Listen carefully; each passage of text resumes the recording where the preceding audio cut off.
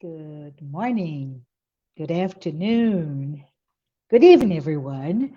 We are here today, and it is the 3rd of July, and I'm so happy to be with you on this Sunday morning, as usual. Wanted to stop for just a second and just say how grateful I am to be here with you.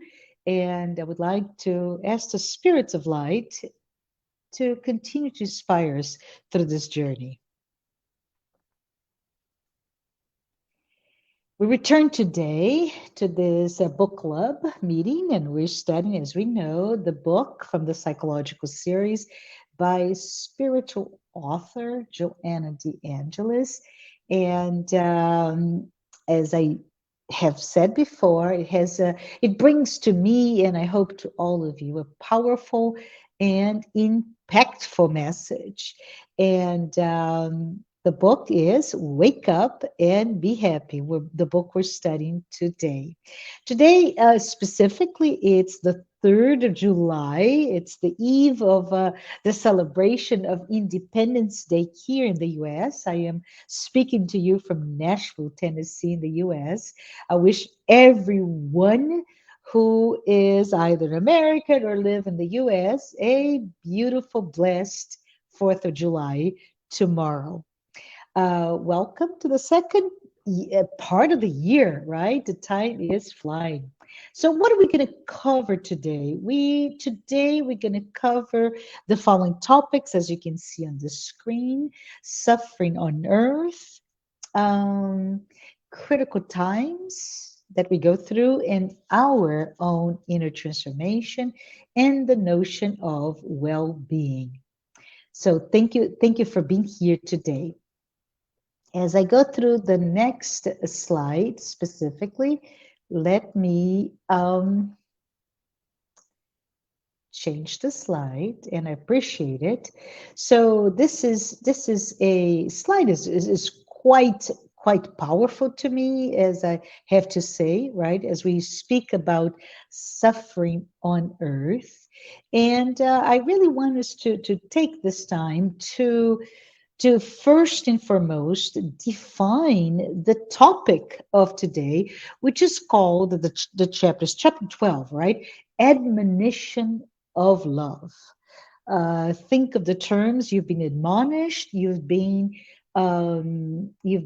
actually uh, asked to be here, to be alerted, to be warned, and that's exactly it. Joanna de Angelis, the spiritual author of this book, is simply giving us this warning out of love completely. And she speaks about what we're doing, how we individual and collectively are going through the day, right? It is interesting to point out that the book was first published in 1996, right? So, wow, 1996, 26 years ago, right? And yet it is so current. It is so to the point, which tells us that we have not heard or done anything to stop what we're going through now. So, suffering on earth, she says, is threatening and is on the rise. I hope you agree with that. I do, right?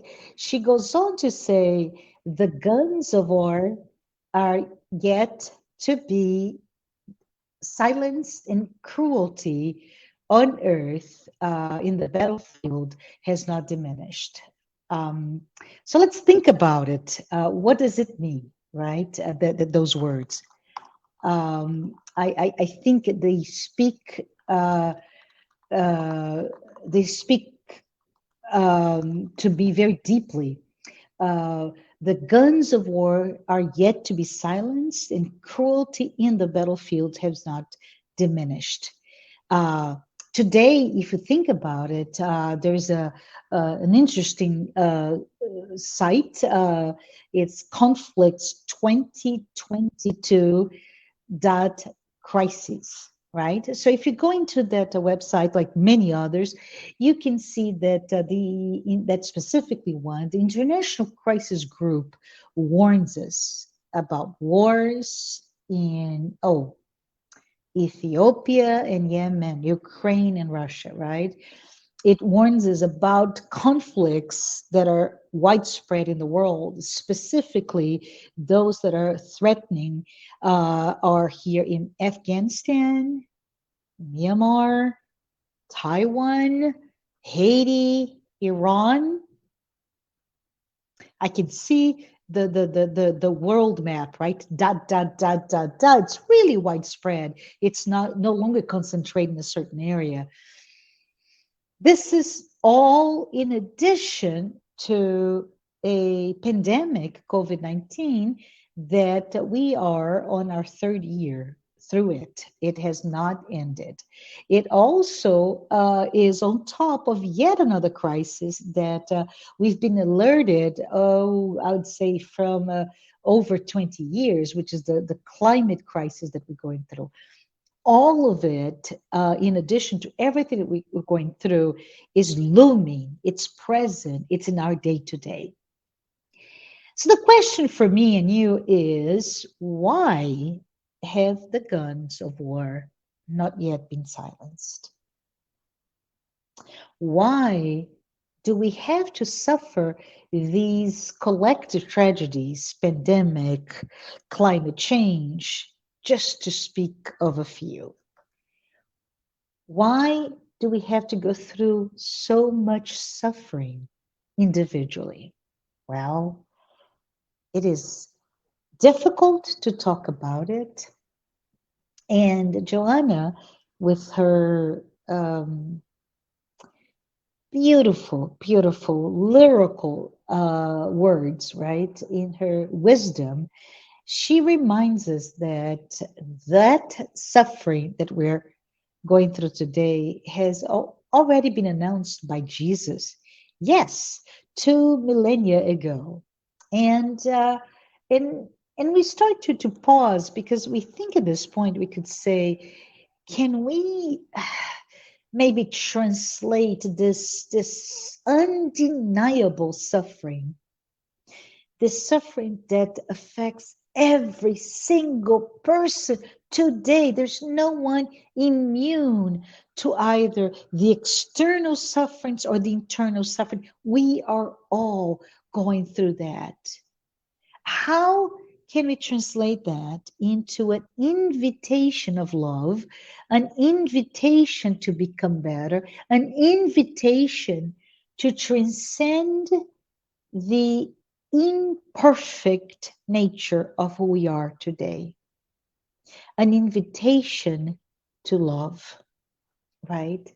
So she says, well, Jesus invited us to actually look into ourselves and revisit our concepts, right? Our North Star. What is our moral compass that guide us through our lives, our behaviors, our thinking? Jesus actually gave us this call to action. Let us change the structure of the past. And in doing so, we can rebuild ourselves. And he spoke of the individual, this rebuilding, this transformation of our individual nature and society, which is the collective. So Jesus himself invited us to invest our time, invest our effort.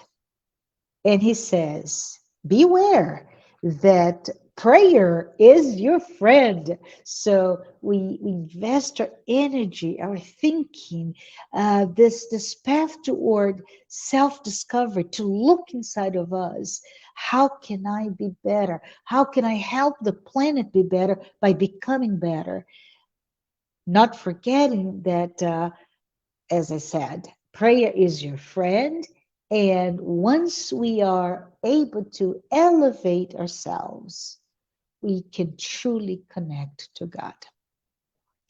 I hope this makes sense to all of you. It is, to me, a very difficult thought, but we come to a discussion now where we are reminded of those critical times come as a juxtaposition to our own call to transformation. We may say, right, to leave the old Marcia behind and embrace the new Marcia, a better Marcia, a good Marcia. And so, if we think about it, we've been warned about suffering, right? We've been warned about immeasurable suffering of such dimensions that it's coming to the point that we can't handle it more, right? We have indeed witnessed despair in ourselves, in our close circles, in our family members, and in the world. And we have been overwhelmed by all that is happening as we speak.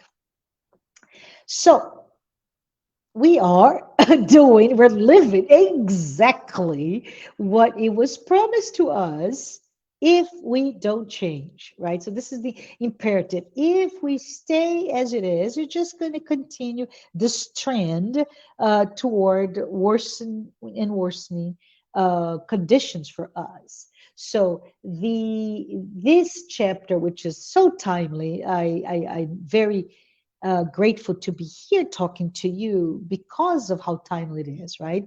Because it tells us that the critical time for our transformation, which is the transformation of men, of women, of children, and the planet, is exactly now.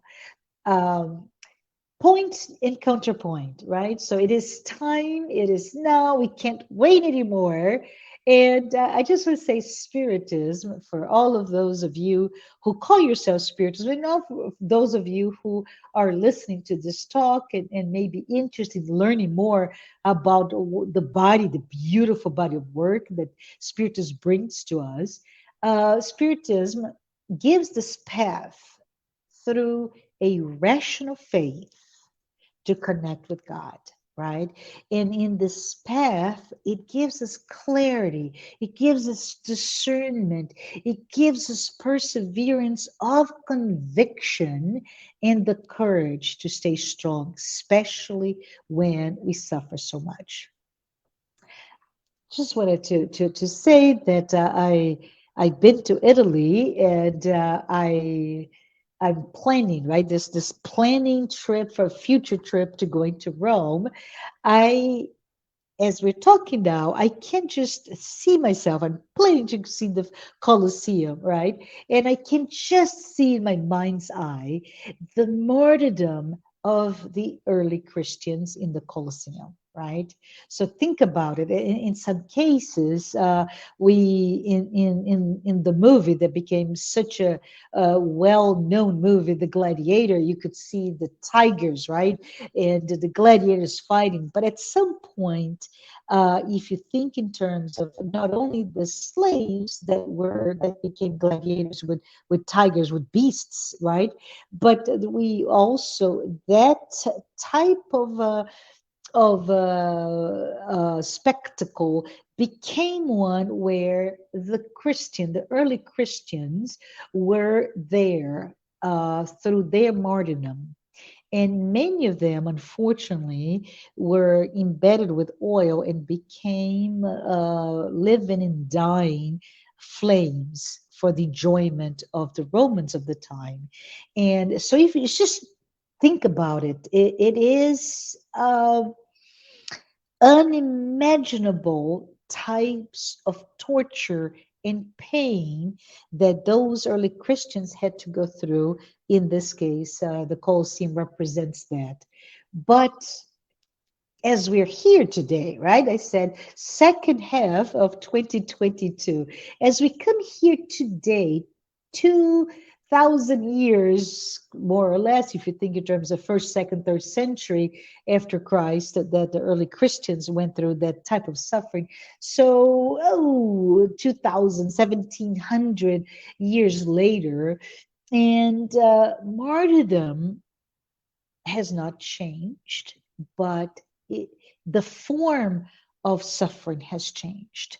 So I say to you, as just like the early Christians, we are now being called for our own testimony of truth and love, our connection to God that is undying.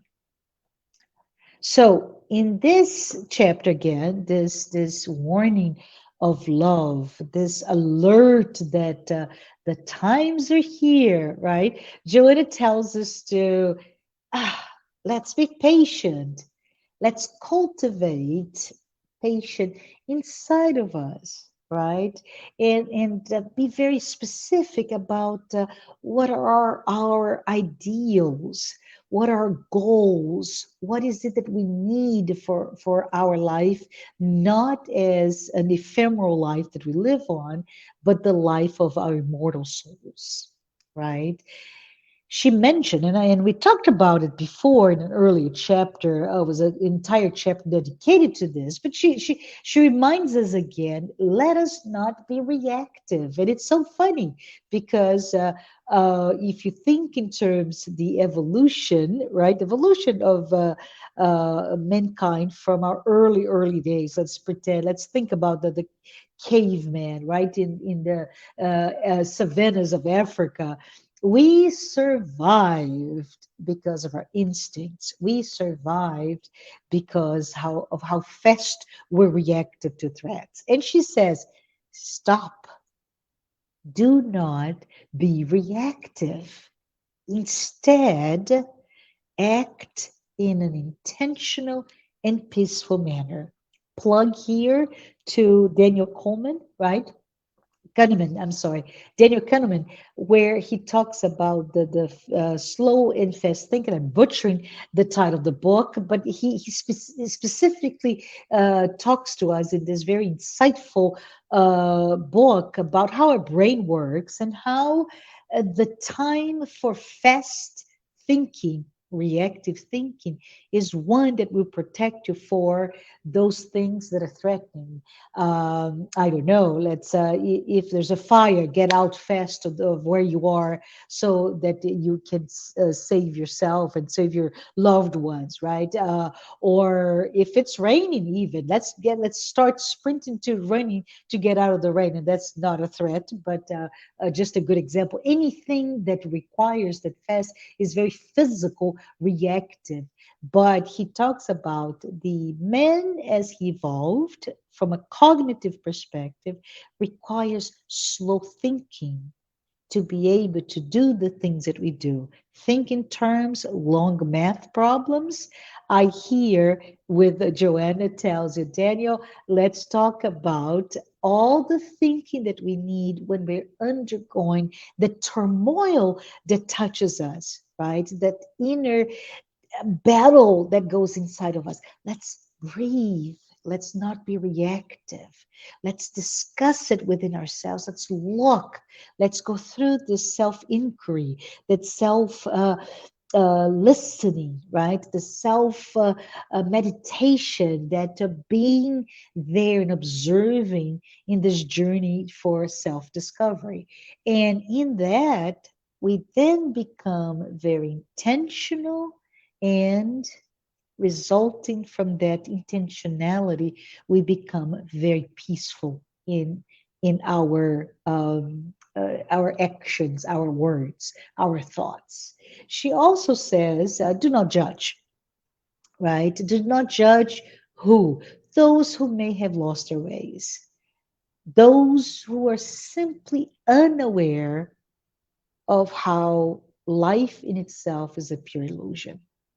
So, on one hand, be patient, be slow in how we look at those external threats and internal threats, those things that make us suffer and be at a minimum uncomfortable.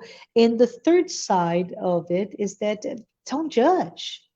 Each one of us are going through our own journeys. So we can only call upon ourselves in this inner transformation journey to change, to be better, to not suffer, right?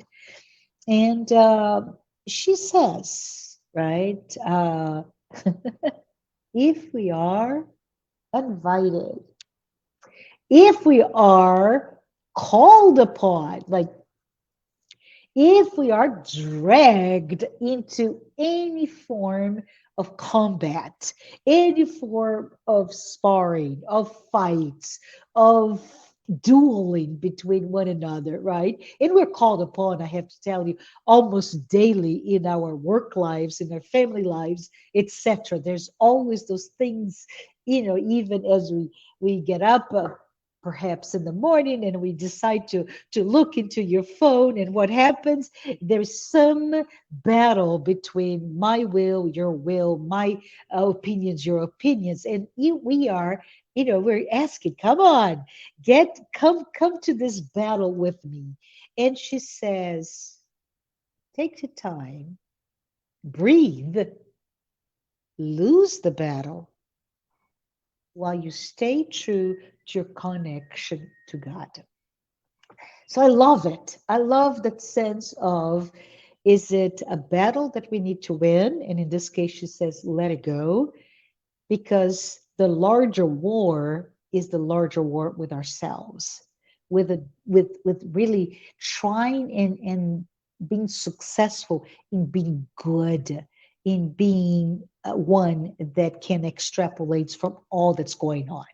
So when I say that, the one example, not the only, but the only example, the one example that comes to my mind very quickly is of Nelson Mandela. As you know, after 27 years in prison, being tortured, right? He quickly leaves prison, and soon after he becomes the president of the country, and his leadership, which is a true leadership, is one of love and is one of forgiveness. And he really did that in a way that is scary to see. We can get to actually to a point to not believe that somebody could have done that, but he did. So from that, I say, okay, if I've been called to spar with someone else, and I have strong beliefs or have strong opinions about something, and that's how we get into it, right? I think, Nelson, what would I do? What should I do? And in that, it becomes quite easy, right? Let us love, let us forgive, let us not judge that who is not in a position to be as aware as I am right now. So, with that, let's close our talk today with the last slide, as you can see, which is all about the notion of well being. Right. So Joanna closes the chapter really focused in what I call the art of being well. She tells us this, and I asked to myself, how about that? How about the idea that in fact there is no treasure bigger than the notion of being well, and being well, as it is born out of a clear conscience and a sense of peace, of harmony. How about that? If we indeed bring love in that, again, that notion of being good, and being good to whom? To what? Right? To ourselves, to our home, our home environment, to our work environment, to our social environment or social groups, right? To our places of worship. If we bring with us that idea of being good, and good encompasses all that we see and is given to us through spiritual as a guidance that Jesus, right, had brought to us before, and spiritism reminds us all of the list of how to be good, to be patient, to be tolerant, to be kind, to do what you're called upon to do. And if at the end of the day you did not do it, look and see, what else do I need to do? So being good, bring to us, being that person that brings goodness in who we are, how we breathe, how we act, how we think, how we treat, how we listen, how we look at the other. And she says, when we do this, we will indeed be answering that call from Jesus that he gave to us. And simply put, it was a call to embody the code of conduct that was presented to us in the Sermon on the Mount. Check it out in the Bible, Matthew chapter 5, Sermon of the Mount, and the Beatitudes. It's all there, right? So we cannot say, I did not know. It's all there. And she says, let us not, and I'm going to read it because it's such a powerful word. Let us not consent to being contaminated by the toxic emanations of widespread madness. Whoa, Joanna de Angelis, let us not consent, which means this alert. Let us not not only agree with it, right, but allow ourselves to be contaminated by the contagious toxic energy, right? The toxic emanations, the vibration that surrounds the world, that surrounds ourselves in this widespread madness that we live today. So Joanna is not telling us to welcome pain and suffering, but she's saying if we are in a position to find ourselves in a moment of pain, in a moment of suffering, she says, let us make ourselves pure again. Remember, she was talking about this contamination of the toxic emanations, right? So then she counters that to say we can purify ourselves. We can remove those toxic emanations, those toxic energies, those toxic vibrations, right? So we can move all of this. We can cleanse ourselves. We can purify ourselves with the words that already been given to us, and we can find them in the gospel, right? And she also says we have to muster our courage to then resume our work in ourselves. And in doing so, she said, you will find peace. So, as a final thought, if the goal of our lives is to advance, it is to learn, to reach that state of perfect happiness, let's do exactly that. Let whatever or whenever faces us, right? With any type of external provocations or any temptation, let us then choose to stay calm, to stay sane, to stay in peace. And I say, all of you, let us pray for our own well being. Let us pray even more for the well being of everyone around us, right? And beyond that, let us pray with all that we have in ourselves for the terrible, terrible, terrible suffering that the world is going on right now. The time is now, but we're not alone. Next Sunday, we'll resume the book with chapter 13, Enduring the Project of Edification. Thank you so much for being here with me. Goodbye.